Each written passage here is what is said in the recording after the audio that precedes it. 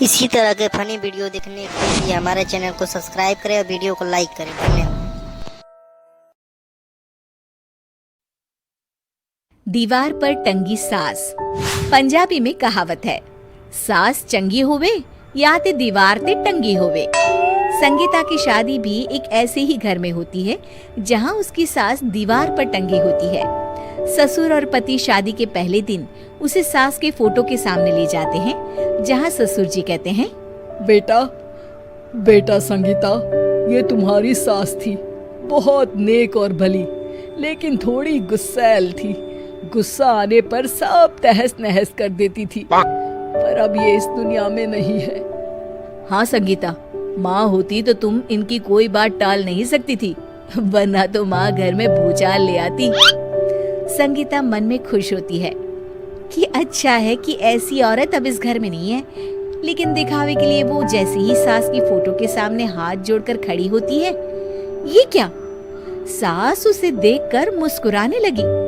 संगीता आंखों को मलकर एक बार फिर से देखती है, लेकिन फिर सास के चेहरे का भाव, भंगिमा यानी एक्सप्रेशन बिल्कुल बदले होते हैं। वो अपने पति और ससुर को कहती है, माँ की तस्वीर तो स्माइल कर रही है। ना बेटी, ये कैसे संभव है? जरूर तुम्हें कोई गलती हुई होगी, ऐसा कैसे हो सकता है?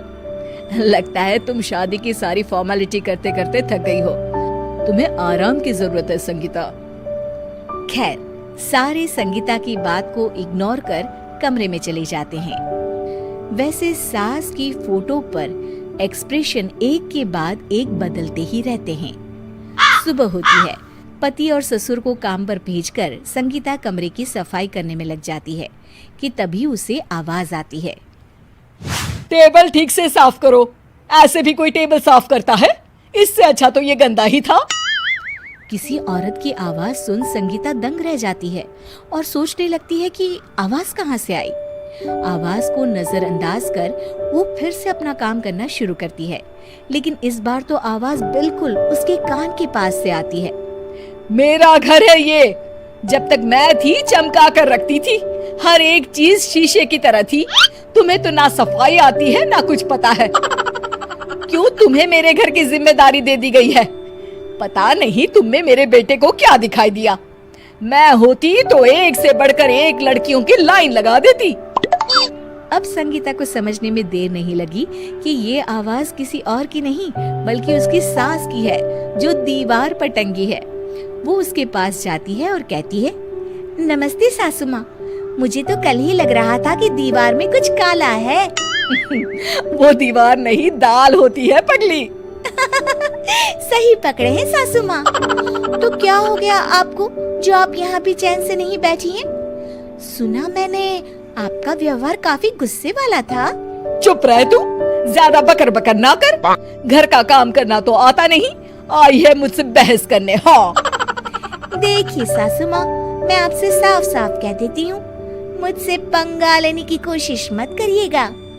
तभी पीछे से संगीता का पति आता है। अरे संगीता, किससे बात कर रही हो? कौन है वहाँ? संगीता की सास की फोटो फिर से पहले जैसी हो जाती है। आपकी माँ से कह रही थी कि मुझे काम करना आता। अरे संगीता, माना सास के ताने हर बहू को अच्छे लगते हैं, लेकिन यहाँ तो माँ है ही नहीं, तुम तो फोटो से ही। तुम भी लाजवाब हो संगीता। किसी को विश्वास नहीं होता कि संगीता अपनी मरी हुई सास की फोटो से बात करती है। वहीं आए दिन संगीता की सास संगीता को किसी न किसी बात पर आते जाते ताने देती। संगीता को भी अब सास के तानों और उनसे बात करने की आदत हो गई। वो कभी खानदान की कहानी तो कभी तीज त्योहार कैसे मनाए या किसी व्यंजन की रेसिपी सास से ही पूछती। सारा दिन घर में अकेली संगीता की सास अब उसके लिए तानों के साथ पक्की साथी की तरह भी रहने लगी थी, जो किसी और को नहीं बल्कि संगीता को ही सुनाई देती।